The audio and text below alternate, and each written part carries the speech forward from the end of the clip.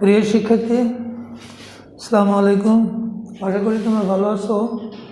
আজকে উচ্চ মাধ্যমিক আইসিটির ফ্লোচার্ট নিয়ে একটু আলোচনা করব। ফ্লোচার্টের সিলেকশন স্ট্রাকচার, 4 ধরনের ফ্লোচার্ট আছে, তার মধ্যে সিলেকশন স্ট্রাকচারটা নিয়ে আমরা আজকে আলোচনা করব। এখানে দেওয়া আছে, আমরা একটা ফিজিক্স থেকে একটা সমীকরণ নিয়ে এখানে মাঝে মধ্যে এটা পরীক্ষায় দেওয়া হয়। c/5 সমান f-32/9। এই সম্পর্ক হতে ফারেনহাইট তাপমাত্রাকে সেলসিয়াস এবং সেলসিয়াস তাপমাত্রাকে ফারেনহাইটে রূপান্তরের অ্যালগরিদম ও ফ্লোচার্ট আঁকো। তাহলে এখানে ভেরিয়েবল রয়ে গেছে দুটো, একটা সেলসিয়াস আর একটা ফারেনহাইট। দুটোকে একটা ফ্লোচার্টের মধ্যে নিয়ে আসতে গেলে আমাদের সিলেকশন স্ট্রাকচার এটা করতে হয়। পাওয়া আছে c/5 সমান f-32/9।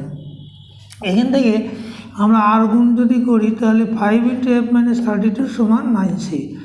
এখান থেকে আমরা বলতে পারি যে 5 × 5-32 সমান 9c, f-32 সমান 9c/5।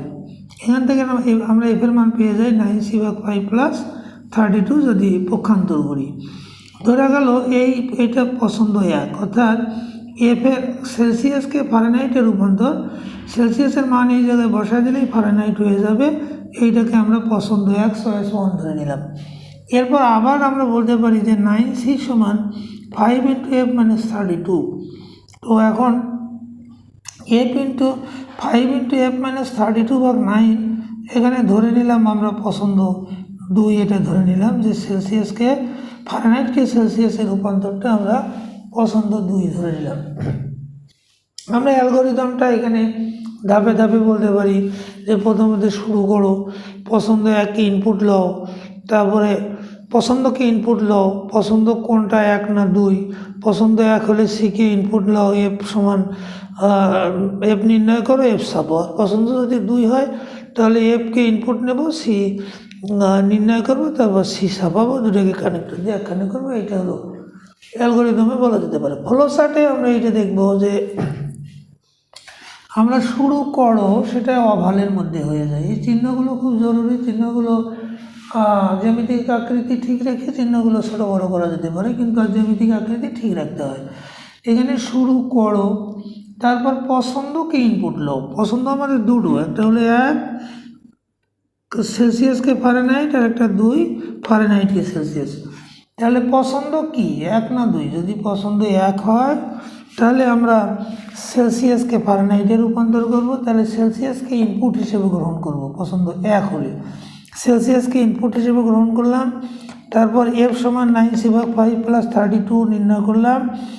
তারপর এখান থেকে এফ ছাপাও, অর্থাৎ যে মানটা পেয়ে গেলাম সেটা ডিসপ্লে করবে। এরপর পছন্দ যদি 2 হয় তাহলে এখানে এফকে ইনপুট নিতে হবে। এফকে ইনপুট লও, তারপরে সি নির্ণয় করি, এফের মানটা এখানে বসায় দিয়ে সি নির্ণয় করি, তারপর এখানে সি ছাপাই, তার মানে সি যে মানটা পাওয়া গেলো সেটা ছাপাবো।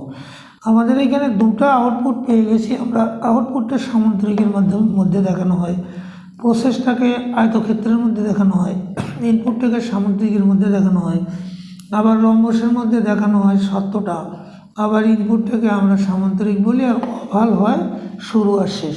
তাহলে যেহেতু দুটো আউটপুট আমরা পেয়ে গেছি, এই দুটো আউটপুটকে একটা কানেক্টর দিয়ে একটা আউটপুটে নিয়ে আসি আমরা, এসে তারপরে শেষ করি বলি।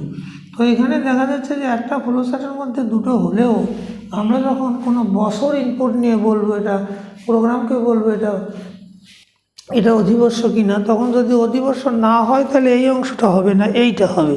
আর যদি অধিবর্ষ হয় তাহলে ওই অংশটা না হয়ে এইটা হবে। তো যেটা হবে প্রোগ্রাম সেইটাই ছাপাবে, সেইটাই দেখাবে। এই জন্য একটার মধ্যে আমরা দুটোই করে ফেলি। এই হলো আজকের এই সিলেকশন স্ট্রাকচারের আলোচনা। আজকে